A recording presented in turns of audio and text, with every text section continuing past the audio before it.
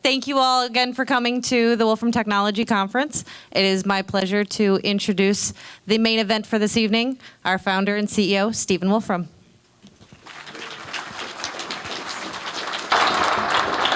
All right. Well, hello everyone.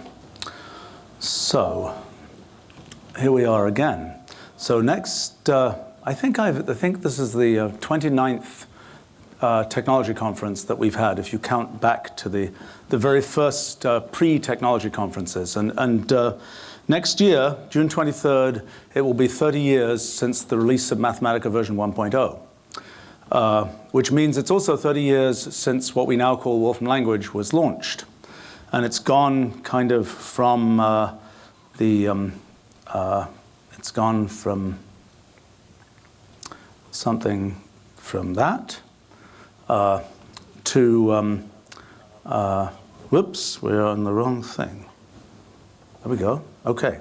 It's gone from that to this over the past 30 years. And it's interesting to realize that actually 30 years is about half the time since the very first computer languages were invented. I think it's been a long process for us over these 30 years, but gradually we've built something that's both incredibly unique and I think also incredibly important. The challenge now is to get it used in the world in the way that it should be. But and that all starts with people here. Many of you have been working with Wolfram language for a very long time, understand it very deeply. Now we kind of need to get it deployed better in the world. And I think sometimes when we're in the middle of what we're doing, we kind of lose sight of how kind of historic and intellectual achievement we're dealing with. I mean, I see if you look at kind of the arc of computation, it kind of begins with people programming machines in machine code. And then about 60 years ago, the first computer languages started to arrive.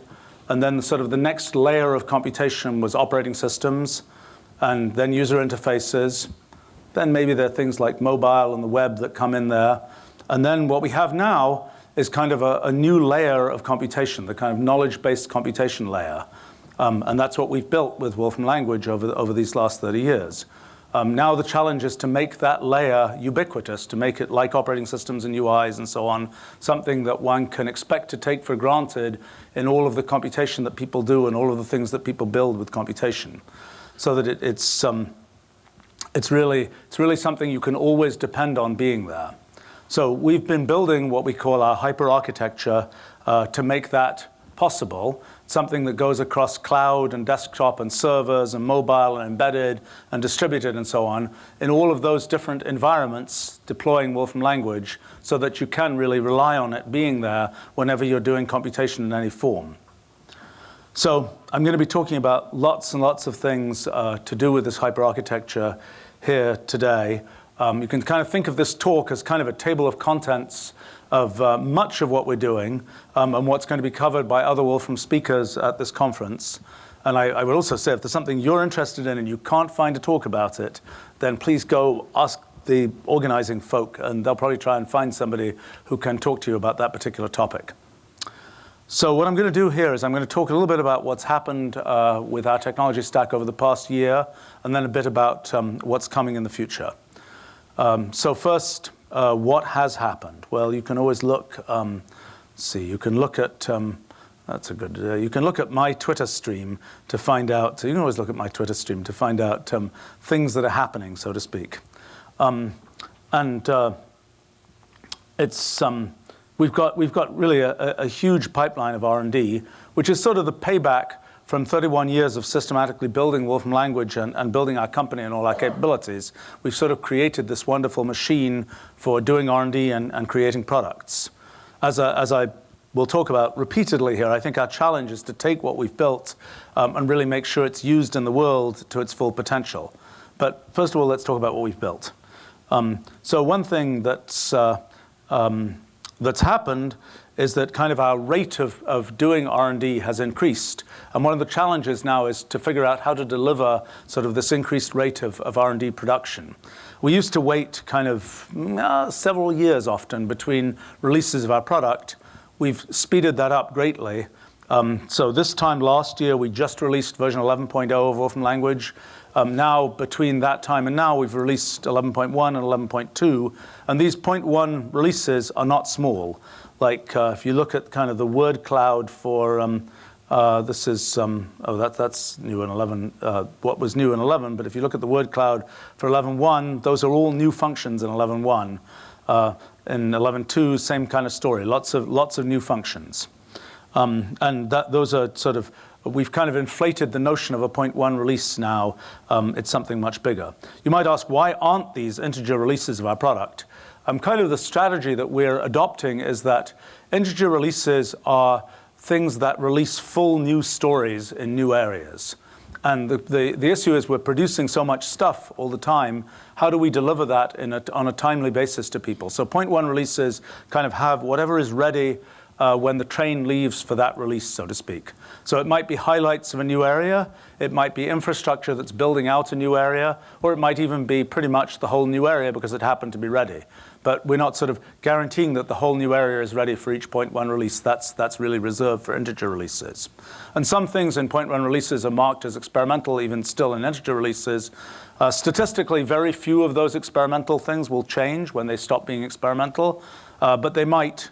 We're kind of proud of maintaining compatibility in our system across 30 years. And so when the thing stops being experimental, we really think we're committing to it for the long term.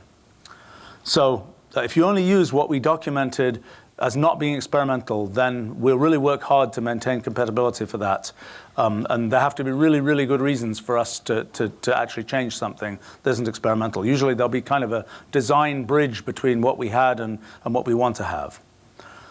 Okay, so let's go through a little bit about what's new now and what's been new over this past year in versions 11.1, 11.2. We can start off with the root guide page, as we call it. So we can just go, well, we could go to the one on the web, I guess. So this is the root guide page. You can find the same thing on the desktop if you want to. Well, let's okay, we'll stick here. So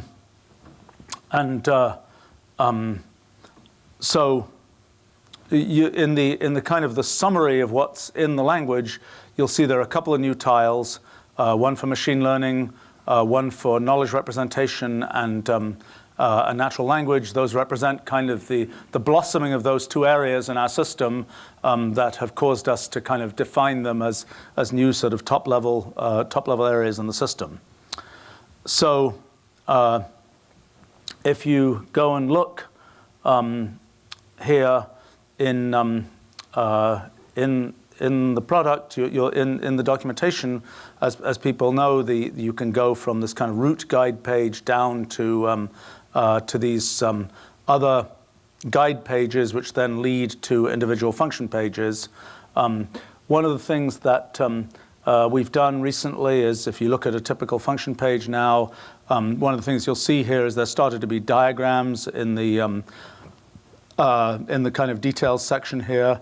Another thing that you'll notice is that when you first open the page, one of the issues has always been there really is useful stuff in the details if you need to look at the details. But often you'll just scroll down and start looking at examples, and you don't want to mess around with the details. So we've tried to design a good kind of information presentation that lets you get to where you want to get to. And in order to make kind of an attractor for people to actually open the details, there's a thumbnail of what's in the details, just to convince you there's going to be good and interesting stuff there. Sometimes, so another thing that you'll find on some pages now is the section called background and context.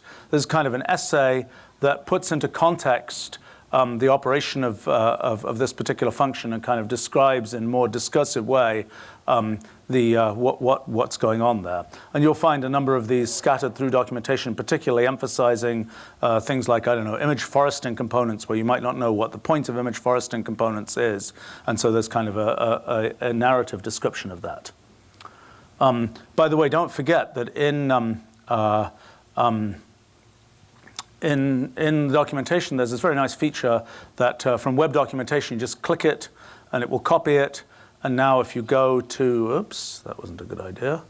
If you go to the actual product, let's say on the desktop, you can just paste it and you'll get the result. I have no idea what this particular thing is. We can try it, run it, and see what it does.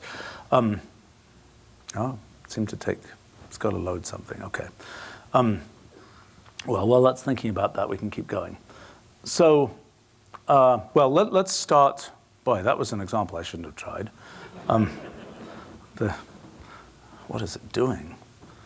I guess image foresting components may be hard to compute. Maybe there's a big complicated image. Who knows? Or maybe nothing is working here. I'm not sure. We'll see. Okay, let me start off. I want to start talking about a lot of different areas. That's really odd.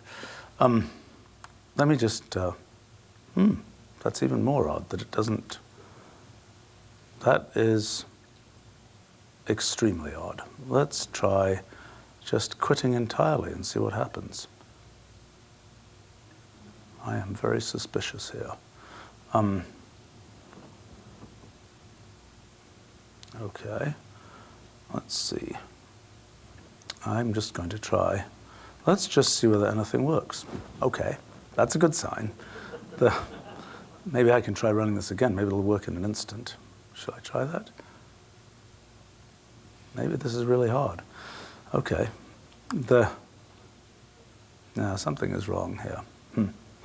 Okay, well, anyway. All right. Well, let's keep going anyway. So what I want to talk about first was machine learning. And we kind of have a very leading edge set of things in machine learning we have for quite a number of years now. One of the things that's important about machine learning is deeply integrating it into Wolfram language. And we're also kind of providing another level of functionality for machine learning itself. So let's start off with a simple example here. Let's see if anything works here. I'm a little bit concerned about what is going on, but let's see.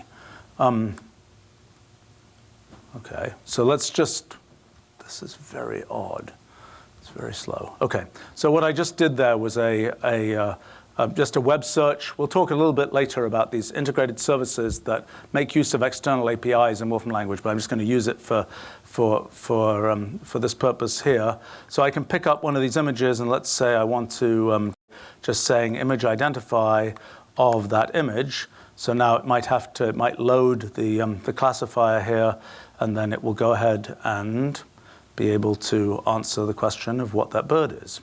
It says it's a European goldfinch. Let's try this one here. Let's see. So we can go ahead and so this is an example of something we've had for actually about 2.5 years now. Our image identifier has gotten a little bit better, but this is kind of it. What's really interesting about this is how it's built deeply into the language. That is, whatever you're doing. In the middle of some other computation, you could say, okay, I need to identify what that image is of, and you can just use this function image identify, and it has lots of options and different possibilities for it. And the other thing, in terms of building this image identifier, this is very state-of-the-art, maybe the best image identifier, general-purpose image identifier that exists. The main thing that is particularly unique about what we did is we did a good job on the curation of the images.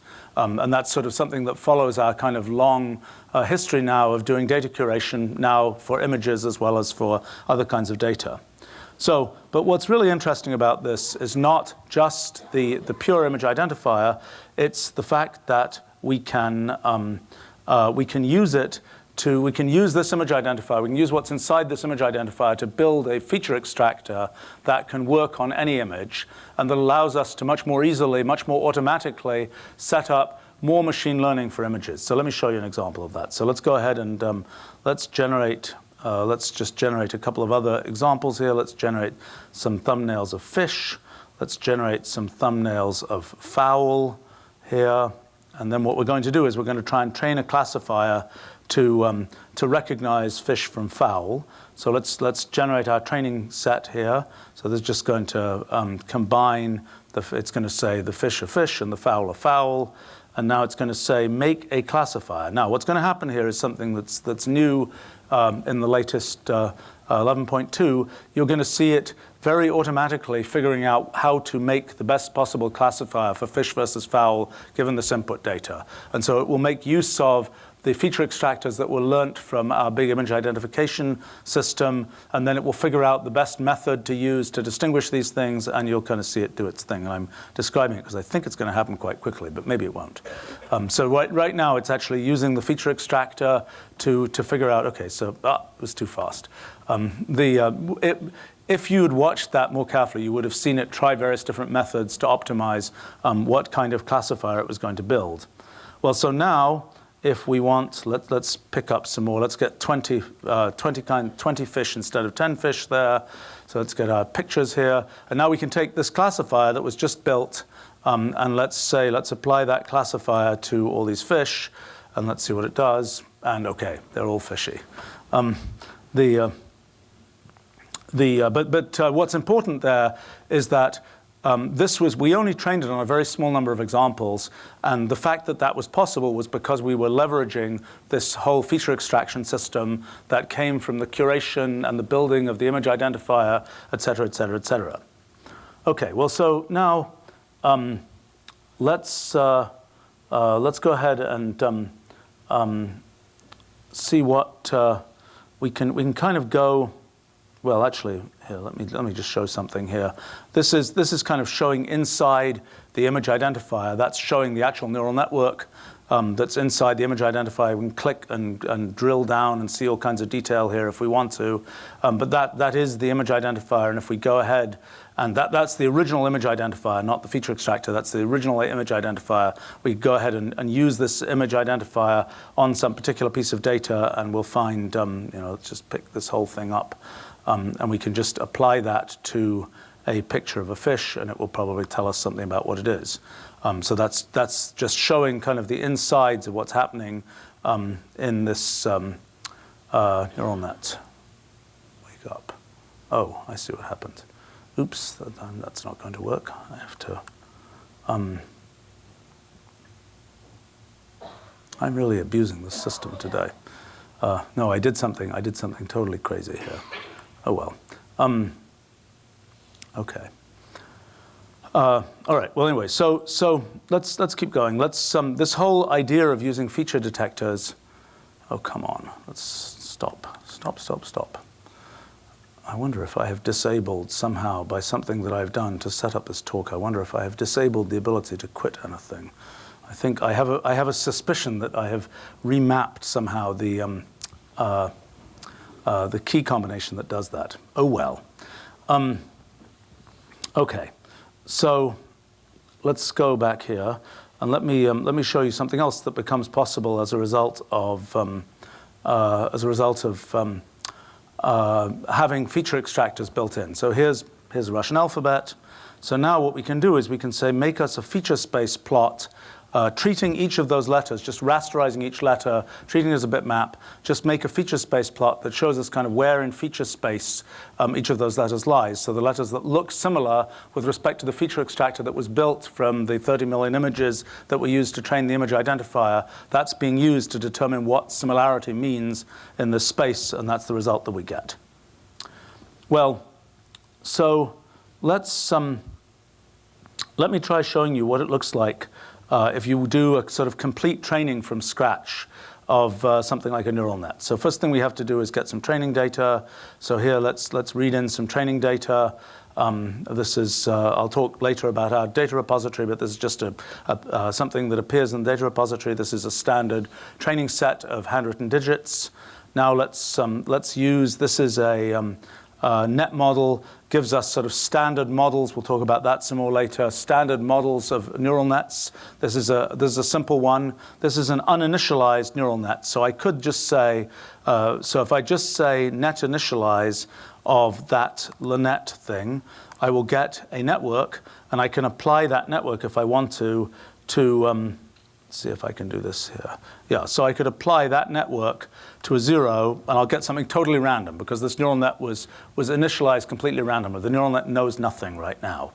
But let's say I want to train the neural net using, let's say, a sample of that original data. So now what I'm going to do is I'm going to say net train that network on a random sample of 2,000 entries in that original data. So what you'll see here is the thing will gradually, it's showing the loss, the rate of errors in the training set. It's showing the loss gradually decreasing, and it'll keep going down. And gradually, I could stop it if I want to at an intermediate point, but it'll gradually produce something that it thinks is a decent network for recognizing things. And if I take that network and take that and apply it to that 0, it'll probably give me 0.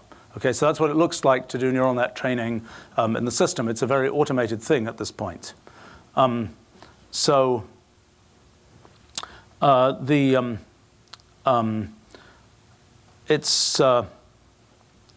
we can now look at this whole structure here is kind of a symbolic representation of neural nets, and it's something where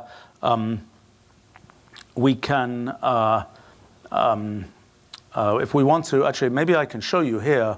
Let's look in this case. We can just look inside this neural net at what it is doing when it identifies the 0. So, for example, I could say, take in %7. Let's take the first 5 levels of the neural net.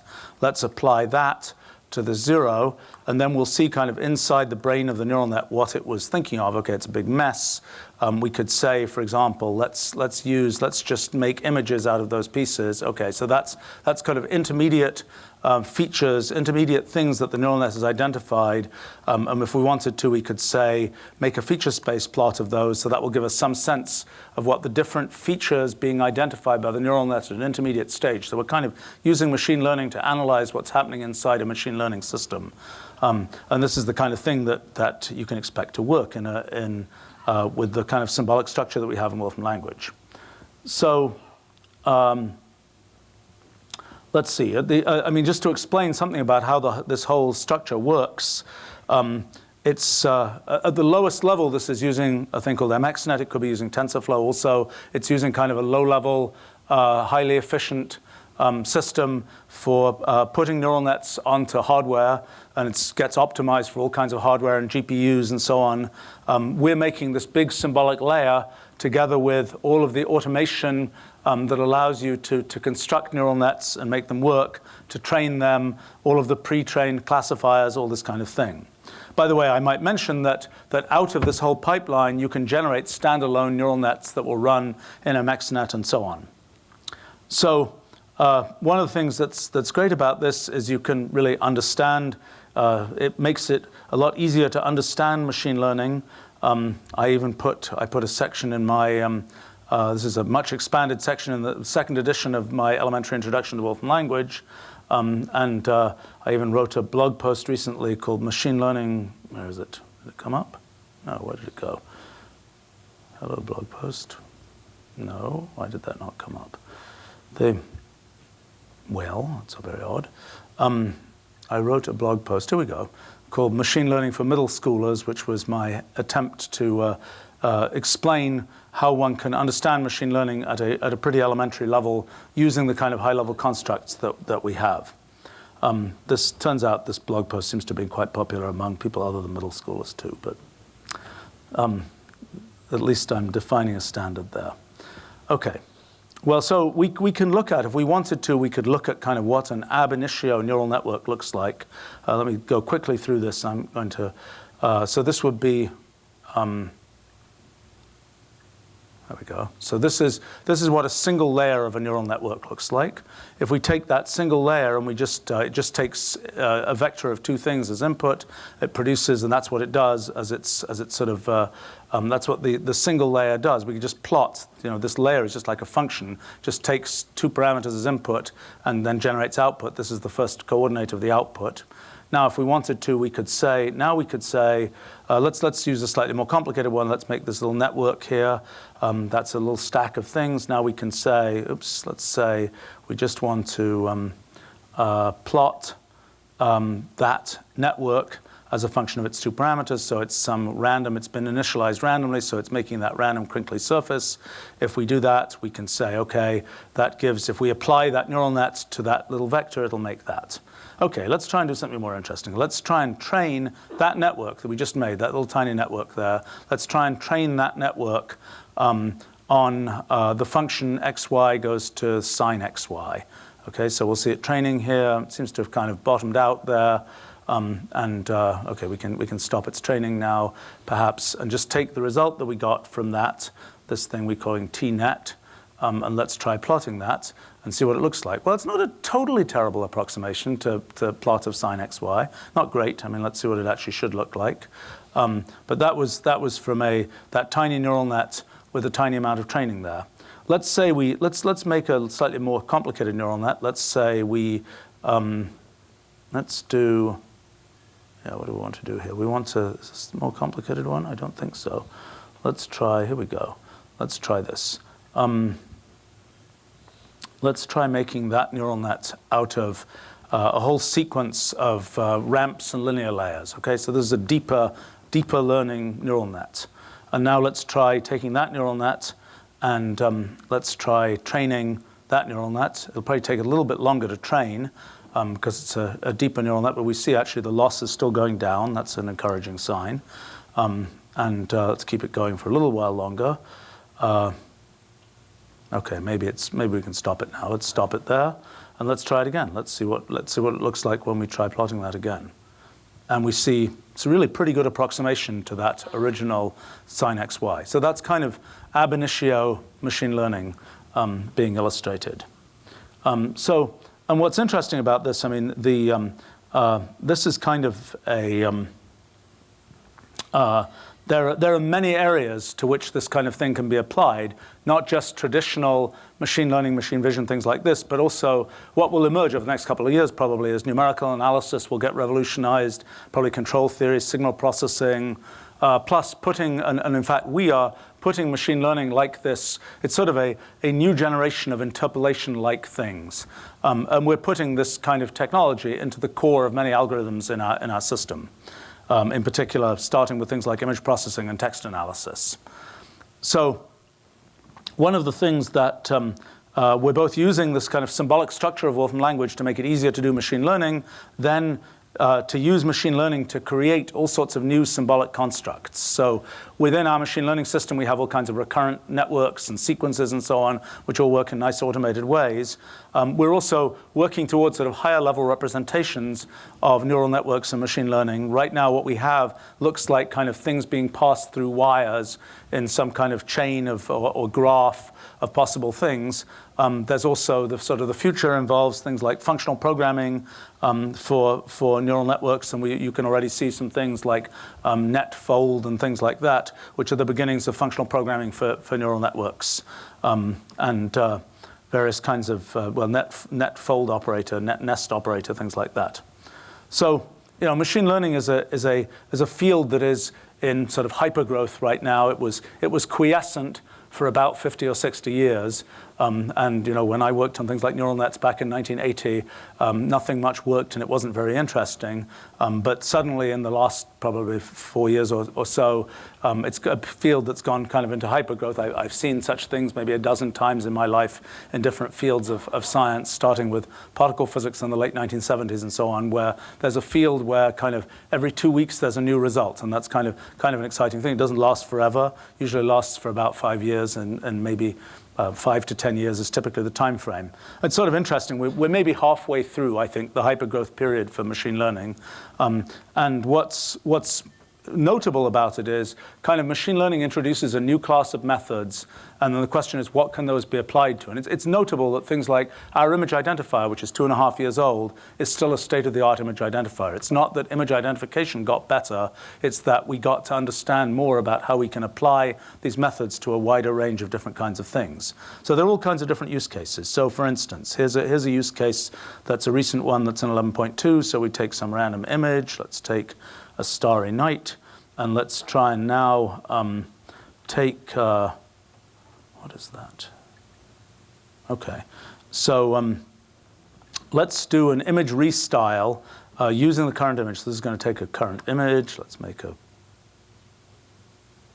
see what that looks like. Okay, there we go. So what that did was it made it restyled the current image. This is sort of a different kind of application of machine learning and neural nets, is restyling images that way. So let's try it again. Let's say that was a sort of fast version. We could try we could try setting a performance goal. So notice there's a lot of automation in all of this. So there's lots of things underneath the hood, but here we're just saying make it as good a restyling as possible. So let's try it again. There we go. That doesn't look much like me. There we go. So now we'll actually see the thing in real time running the restyling. It didn't do that last time because it was too fast. But you'll see the actual iterations of the neural net as it tries to find an optimal restyling of that picture given the target style that we had. Well, so usually you can actually hear the CPU running when it's doing something like this because it's really using all threads and everything. All right, anyway, so it's gradually coming in more and more started. This is going to take a long time. We're at 2% here. But it's going to be great when it's finished. You can definitely see something starting to come in. All right, we better stop this here. All right, let's turn to something quite different. I want to talk about let's talk about math. Actually, what was I looking at here?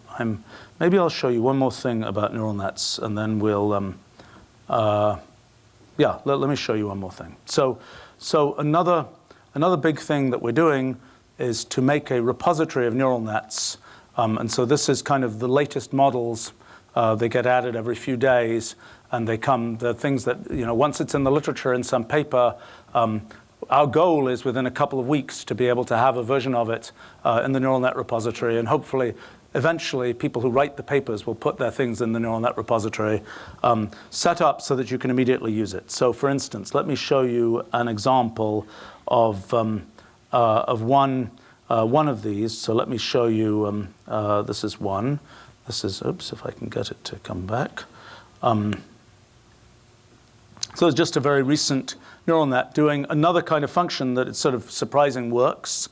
This is a network that is trained on geotag data, and its goal is to figure out, given a so let's go ahead and just set this up. So we'll say network equals this thing that comes from the neural net repository. It's a big complicated network there, and now what we want to do is to say, let's get a picture of a prickly pear cactus, okay? And the goal of this network is to try and figure out where in the world was that picture taken. So it's something kind of weird that you might imagine that anything like that could have possibly work.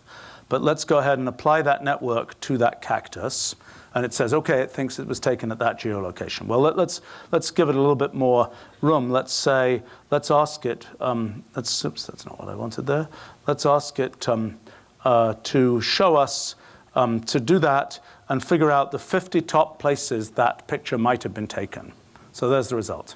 It's pretty neat because I don't actually know where these cactuses live, but that at least looks plausible. If you put in a picture of a pyramid, it will just go straight to Giza or whatever. It was trained on 100 million images that were taken from Flickr and other places that are pictures of things around the world. And what's remarkable is how good this is. It's just an example of sort of what I think we're going to see increasingly is more use cases of machine learning that are things that are just kind of remarkable that they could possibly work. Okay, let's change topics. Let me talk now about math. So specifically, let's start off talking about calculus. You might think there couldn't possibly be anything more to do in calculus, but actually we work on calculus. We're working on calculus for 30 years. We're going to go on working on calculus forever. There's a lot of interesting things to do. Here's the thing we recently added is much more sophisticated limits. So this is a lim soup being computed. Come on, compute. I don't think it's that hard. Oh, there we go. Okay, that was a little bit hard. So that's a lim soup of some trigonometric function. We could perhaps ask it to compute discrete limit of some solution to some recurrence equation, all these kinds of things. We could compute multivariate limits, all sorts of wild and interesting mathematics that's required to do these things. Okay, another area. Let's talk about computational geometry. So let's have some object here. There's a Menger sponge. So now we can, for example, say, let's take that and let's find in 3D. Let's find if this works. I hope that will work. Let's see. Yeah, there we go. So let's say, let's take the region intersection of the Menger sponge with that piece, with that ball, that filled-in sphere. So there's the result. And now we can take this object here, and this object is just a thing we can manipulate, as always. So we can say, what's the volume of that object? And it'll tell us the result. So, or we could say, if we want to be a little bit more elaborate, we could say, let's get, oh, I refused to do that for some reason. Okay, that surprises me. Okay, so anyway, we should be able to tell it to integrate over that particular region. Oh, it's a 3D region. Well, that's why that didn't work. And you know what? Asking it to integrate is really pretty extreme. I think we should just ask it for the numerical integral. You know, something is wrong with my ability to quit things here. Let's just see. Let's see if this works. That's very odd. Very odd. Well, anyway, I don't know why I'm having to do this. That should work, though. Let's try it just to prove that this is not that we're not being. I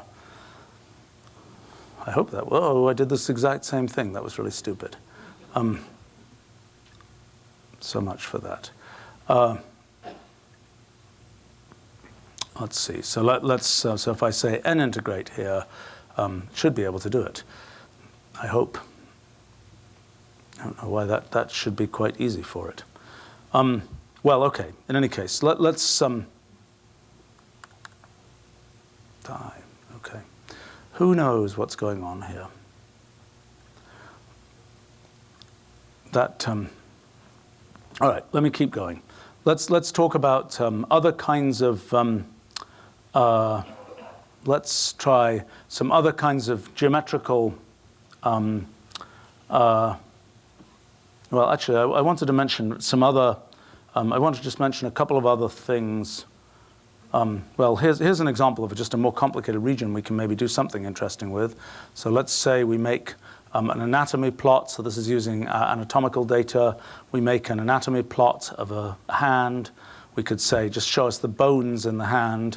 And now if we want to, we can, actually it's fun, we can look at, we've got a lot of new kind of, okay, let's just get the mesh corresponding to those bones, and then let me not tempt fate, but we could do something. We could try doing all kinds of cool computations with this, but let's not do that. Actually, one thing we can do here, this is fun, is to look at our anatomy plot and to say, let's theme it like it could be in Gray's Anatomy or something with a vintage plot theme and so on. Anyway, but let's come back to math for a second. One of the things that's always an issue is dealing with kind of the generality of Wolfram language versus the kind of elementary math that, for example, students often like to do. And so, for example, for many years, we had the whole challenge of cube roots. And we finally decided to introduce a function called cube root, which says that the cube root of -1 is equal to -1 rather than 1 minus 1 to the 1/3. We have the same kind of issue with absolute value. So if I take an absolute value here and I say, what's the derivative of that? It will just tell us, well, the derivative is abs prime, because it doesn't really know what to do, because abs could be, in general, something that operates in the complex plane. Now we've introduced a new thing called real abs, where it's assuming the argument is real, and then it can go ahead and just compute the answer, and we could go ahead and plot that, and so on. And it'll give us the usual result. Okay, so that's a little bit on kind of math. Let me turn to another area. I'm going to go through. I've got a lot to go through, so I'm probably going to have to speed up here. This is audio. So this is now something which will capture audio in real time. So if I say hello, hello, hello, that will capture the audio of that. And now, for example, I could say, make me a spectrogram of that. And I can go, and there's the spectrogram of me saying hello a bunch of times, and then being silent there. So, and now we can do all kinds of computation on this. And so there's lots of capabilities for audio feeding into machine learning. We're working on voice to text and things like that as well. Let's pick up an image again. Let's see what some things we can do with that. So let's pick up another current image. There we go. And now we can take that current image and we could say, let's take that and we can just do arithmetic on it. Let's square it. We get the result. And let's say, let's take that image squared and let's add the edge detect of, let's say, the edge detect of that image to the square of the image. And we get the result. So we can treat images like things we can compute with. Let me show you another thing you can do with images, which is kind of actually using some machine learning. We'll be using more machine learning. Let's do a web image search for, I don't know, something like this. And now what we can do is take one of the images we get, I don't know, some random image like this, and we can say that's right now a bitmap. So if I go and expand it, it'll be a bitmap. I could use the function image graphics to try and guess. Okay, I've got a different one here. Let's try and guess what a vector graphics version of that image would be. So, and it did a pretty decent job here of that. So that's another thing. So another area. So one thing we're always doing is to try and sort of tweak and improve, kind of make more convenient, polish the functionality of the language. So we're always looking for sort of idioms that we can turn into functions. We have this whole internal effort called ILD, incremental language development, that's involved in doing that.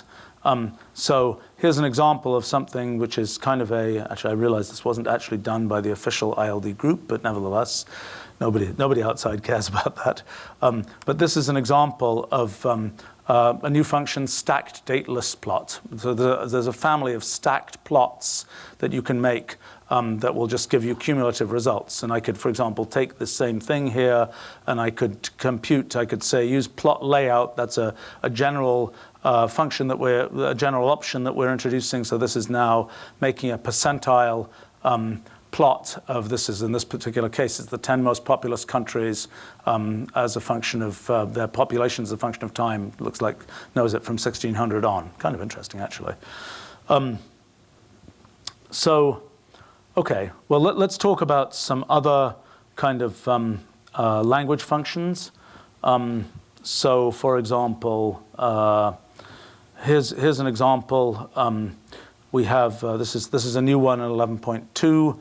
Take list. So what this does is it just chops up a list, not just like partition in fixed blocks, but this is one that sort of successively takes particular bytes out of a list. Here's another new one, find repeat. We've had find transient repeat. This finds the actual repeat in a sequence if a sequence perfectly repeats. Here's another function, capitalize with title case. So this is now using some machine learning capabilities to try and figure out what words should be capitalized in a typical title that you make. Another elementary thing, this is, so let's make a list here of numbers. Okay, we'll see that they go to scientific notation, but sometimes you just don't want scientific notation. So we have a new wrapper called decimal form that forces the numbers to be in kind of elementary, non-scientific notation. Here's a really kind of a straightforward function, but it just makes things easy, reverse sort. So what's convenient about that is that you can go ahead and just say reverse sort this. If you didn't have that, you would have to use composition or something you'd have to apply a composed function to get this to work, but there's just a convenient thing that one needs all the time. Another kind of new thing, this is names of integers in lots of different languages. That's a number in French as an ordinal. Actually, one of the things that we're getting pretty good about is being able to support all sorts of languages. So let's ask for the translation of the word computer into all the languages that we know. So a decent number of languages, and that number will increase. And we could, for example, take all those languages, all those results. Let's take the first word for computer and let's transliterate it whenever we can into Roman script. And then let's, for example, make a word cloud, and we can kind of figure out what's the most common first letter for computer in the various languages of the world. That's kind of fun. Actually, I have to say that Wolfram language is really becoming an extremely strong tool for linguistics research and everything to do with studying language and so on. Okay, back to talking about core language. Everybody knows about the rule operator in the core Wolfram language. Something that's new is a thing called two-way rule. So if I type 3 less than dash greater than, that will turn into a two-way rule. And that's another inert kind of thing like rule that's useful for a lot of different purposes. So for example, in graphs, you can use two-way rule to represent undirected graphs. You can use it in transpose to represent layers that should be interchanged. Things like this. Okay, another area, completely different kind of thing. This is the calculus of dates. So dates, like numbers, often come with a certain granularity. Actually, a little bit like numbers, a little bit like precision in numbers. You want a date that is granular in the sense that you want the week of such and such a thing, or the day, or the second, or the instant. And so there's a whole kind of calculus of granular dates that we've introduced. So that's the next date there. We could, for example, say, take that plus 11 weeks, and now it has to know that's the month including such and such a time. And there's a whole structure to that. Okay, so let's see. There's another thing that we can do here. Let's do this. Okay, so this is also related to dates. So this is asking, this is now the wrapper dated, which will ask us, in this case it's asking us the population of the UK in 1920. Okay, which is kind of another thing that we've been very big on is sort of computational humanities and computational history, and getting lots of different kinds of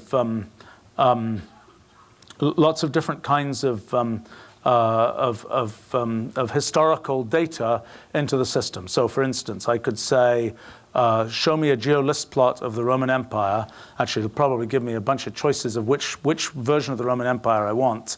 But there's a result. Actually, if I hit escape there, I'll see it's asking me different versions of the Roman Empire. I don't know, the Byzantine Empire. Let's try that one. All right, so there we go. There we've got our battles, and now we can go back to the when were these battles anyway? These are probably a couple of centuries BC. We can go back to these battles from outside of our modern times. And this is an example. Actually, we could go ahead if we wanted to. We could say, let's do a bigger one. Let's say battles in the American Civil War. And probably we'll get a much longer list here of battles. And we could say geolist plot. There we go. Geolist plot those. It's kind of interesting. So there's 593 of these. It's kind of interesting to see the geographic distribution of these things, and you can go in and study sort of the computational history. Okay, that's interesting. I wonder what that one was there, or that one there. I learned a bunch of stuff there where I didn't realize there was, but most of it seems to be concentrated where you would expect it to be concentrated. We can go find out. We could go ask it what those ones are. Okay, anyway, so somebody probably knows the history that says why those are there. But okay, so another kind of thing we can do, another new thing is tide data. Again, that's something that you can sort of compute historically. For some reason, I wanted to know this particular tide data, and then we get the results, and we can now say we're computing those results, and we can now say, just show me a plot, and they're the tide that's going from high tide to low tide, and so on. All right, another thing. This is, we've got much more accurate geo-elevation data now. So for example, there's a picture of Mount Everest at high resolution.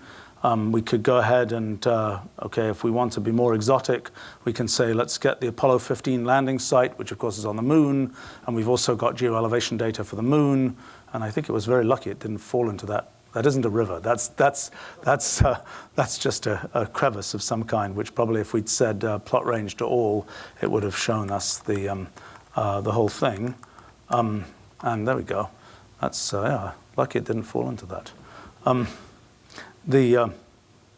Okay, so another new thing that that we have is geo image. So this is taking satellite imagery. So now I'm going to say, give me a geo image for a geodisk that's 800 feet around the White House. And that's so one thing to mention about this. This is using our new integrated service mechanism. So the actual data is coming from a satellite data provider, and it's charging small numbers of service credits whenever you use it. But basically, it's something that's integrated into Wolfram language, something that you can immediately use. It's the same way that our web image search, web search, and so on work. So we can actually let's just show an example there, something like that for web search. So I can go ahead and say, do a web search for aardvarks. And I will now go and retrieve, I'll do a web search, I'll retrieve the results. I'll get, so for example, I could take the snippets from that web search. It's actually redoing the web search there. Take the snippets and find out, make a word cloud of the various snippets from looking up aardvarks on the web. And I could perhaps, I could take, following the aardvark theme, for example, I could say, just give me the first sentence in the, there's another integrated service, the first sentence in the Wikipedia article about aardvarks, and why is it taking so long to get that? And then, oh, come on, there we go. Medium-sized burrowing animal, and now I can say, translate that into Japanese, and this will be, again, using an integrated service to do that. So this is in addition to all of our supported connected services, which are things where you explicitly have to log in or you explicitly have to use a service connection. These are things that are fully integrated into the language.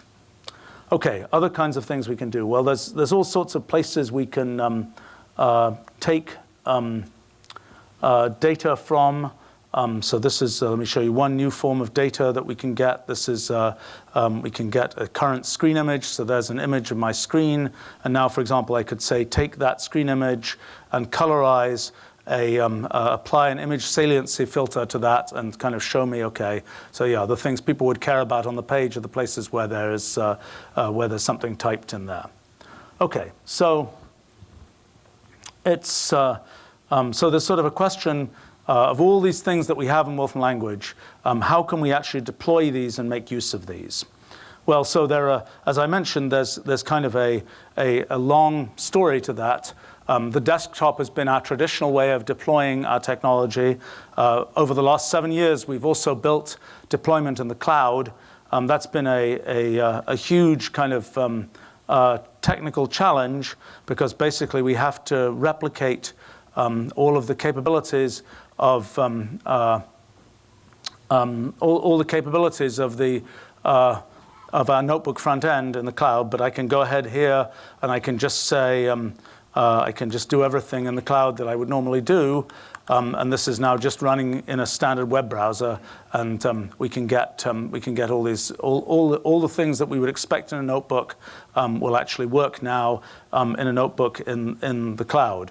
And it's been a big challenge to basically build on top of JavaScript, on top of a pure web browser, to build all the elaborate capabilities that we expect in notebooks. I think we've now finally got to the point where we can really say this works well. And for example, what will happen is if you take a notebook, even a very complicated notebook, and you can upload it from the desktop to the cloud, you can author it in the cloud.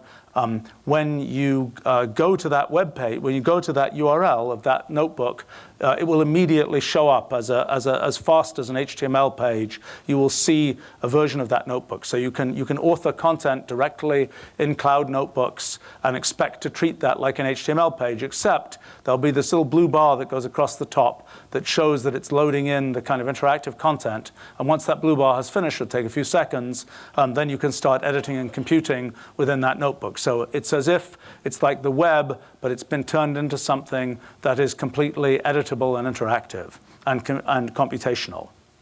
So we can also take this and I'm not sure, maybe I won't take too much time for this, but we can also take the same thing and oh, come on. We can also do this in the cloud on mobile. So here I've got the mobile app, and I can go ahead and do, I don't know what a sample notebook is here, but let's pick this sample notebook.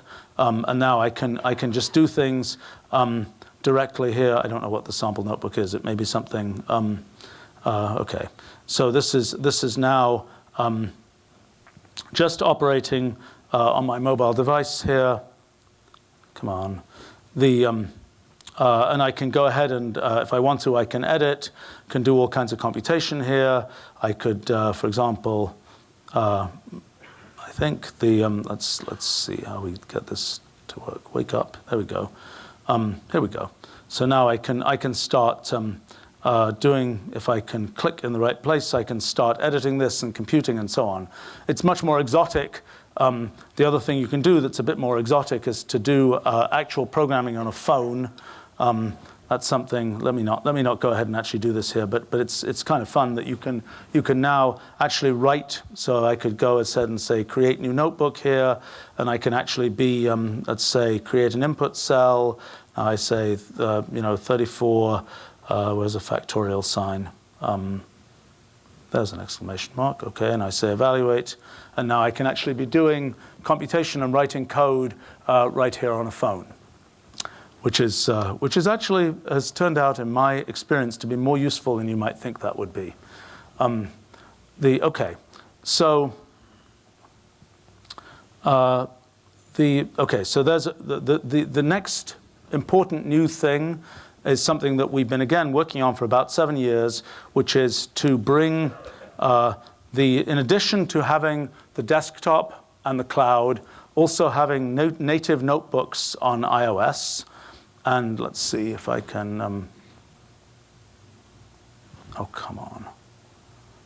Okay, so this is a big new exciting thing that just came into existence in the last couple of weeks. This is running natively on the iPad. This is our player application. And now here's an example of a demonstration. And this demonstration, so everything is now local here. And I can go ahead and move that slider. And this will be computing directly locally on the CPU of the iPad. And so you can take any notebook. And what's important about this, you take any notebook, you make it work on the desktop. It works in the cloud directly on a web browser. And it works natively on the iPad. So it allows you to deploy your content in any one of those places.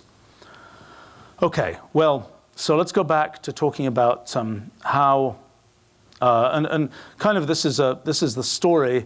This is kind of the long story of notebooks, which we invented back in 1988. Finally, after 27 years, other people seem to be getting excited about things called notebooks that copy our notebooks. But at the beginning, we had these kind of different versions for the Mac and Windows and Next and X Windows and so on. And after a very long time, we long ago merged those code bases, and now in more recent times, we're ending up with desktop and cloud and iOS all separately implemented to be optimized for those native environments. Okay, so back to talking about deployment. We can, one of the things that's also exciting is being able to not just deal with notebooks, but being able to deal with computations. So here I just said deploy oops, you didn't see anything. Okay, back there. Thank you. Okay, so let me do it again. So this is just saying deploy a form function to the cloud. And now I've got an app that I just created, and this app was finding the point on the moon that corresponds to a particular location on the Earth. So this is the lat long on the moon that corresponds to the position of Paris on the Earth. Not the most exciting app, but just something that we can do in one line, and what the heck. We could take the same thing, and instead of making a form function, we can make a form page. And that form page will then be something where we can say, oops, I should have told it to do that differently. What did I do wrong here? Form page. Oh. That's not what I want there. Image, yes. Okay, so now I could say, for example, New York City here, and it will go and do the computation, and then it will give me another kind of, it will recycle this page and ask me, and so it's making a little app that's just repeatedly asking, what do I want to look at? In this case, I'm making an API. So now I can take this API, and it's a web API. I could go ahead and say, give me the embed code to embed that API as a piece of JavaScript code, and so on. So with these APIs that are now running little pieces of Wolfram language code, you can do a lot of powerful things. And there are a lot of companies and people who've now built all sorts of exciting things with API functions. I'll show you an example of one thing we built this last year. This is our Precision Eclipse computations website. So this is just a simple web API. What was interesting about this project is we didn't start it until really close, about 2 weeks before the eclipse. And this is what we produced. So if we say, let's see, say something like, let's try Jackson, Wyoming. There we go, it auto-completed for that. Now it will go and call an API, and assuming we're connected to the, well, there we go. And it will call an API, and that API now computes all of these details. We were very proud of the fact that we actually managed to get the time of the position of the arrival of the eclipse correct to 1 second at different places on the Earth. That's sort of an achievement. I wrote a big blog post about the history of how people have tried to do this. But anyway, this is an example. Underneath this is just one of those APIs that was deployed to our cloud and then has a web interface in front of it. OK, so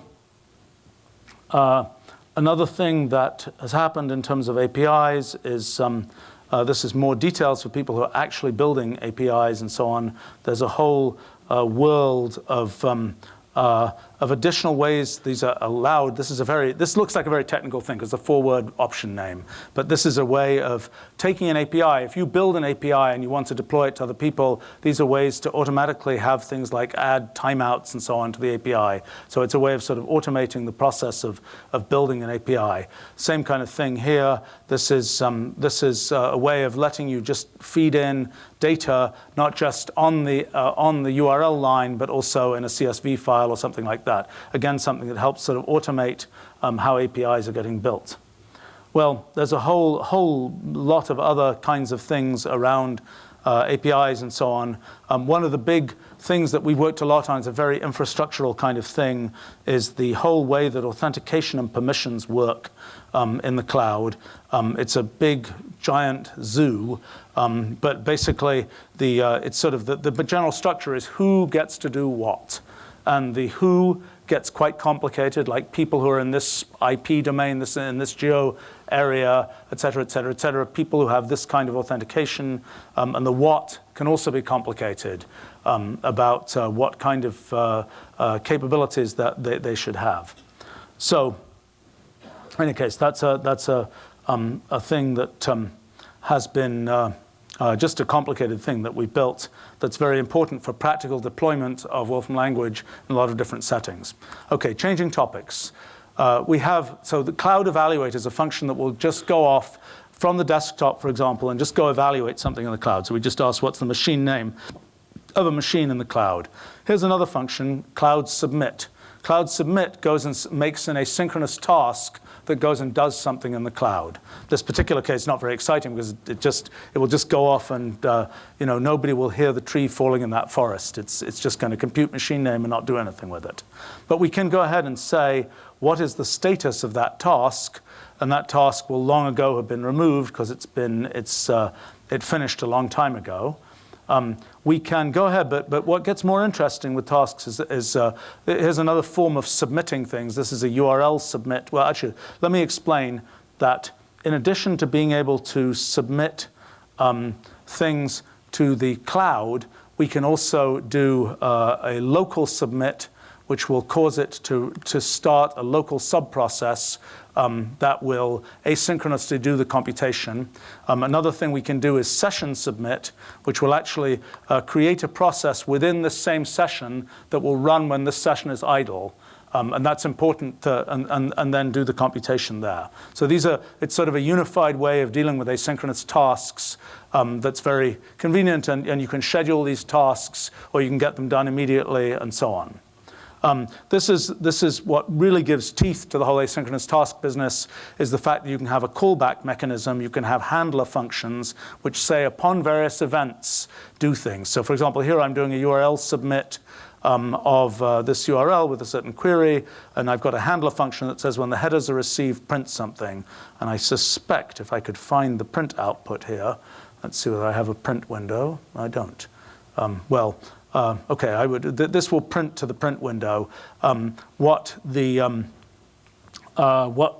when these headers are received, and that will, as this happens, there will be a callback that gets these things to happen. Okay, so there's a lot of low-level stuff here you can look at. As people may know, there's a whole cookie handling system, symbolic cookies, symbolic cookie handling. There's a whole mechanism for dealing with things like that's an HTTP response represented symbolically. I actually happened to show you the ping time thing before, but let's say we run ping 40 times going to a website. There's a histogram of ping times and so on. We've got a lot of other kind of low-level stuff that's been added. So this is sockets. This is opening a 0MQ socket. That's something of relevance to some people are going to care about this. It's important to us building things. This is another new thing, a sort of unified way of serializing expressions in binary. That's important for storing the expressions externally. We also have libraries and languages like Java and so on that let you manipulate those serialized binary expressions in external programs. Okay, another whole area is persistent value. This is a way of letting one persist a value in the system between sessions, for example. Or, for example, here, what's important is that there are different persistence locations. So you can say, persist this whenever the same front end is used. Persist this whenever the same notebook is used. Persist this when it's in the same cloud is being used, when you're connected to the same cloud. So there are different levels of persistence that you can get that are useful for kind of storing information and you can also use this persistence mechanism to do initialization in a way that's shared across different systems.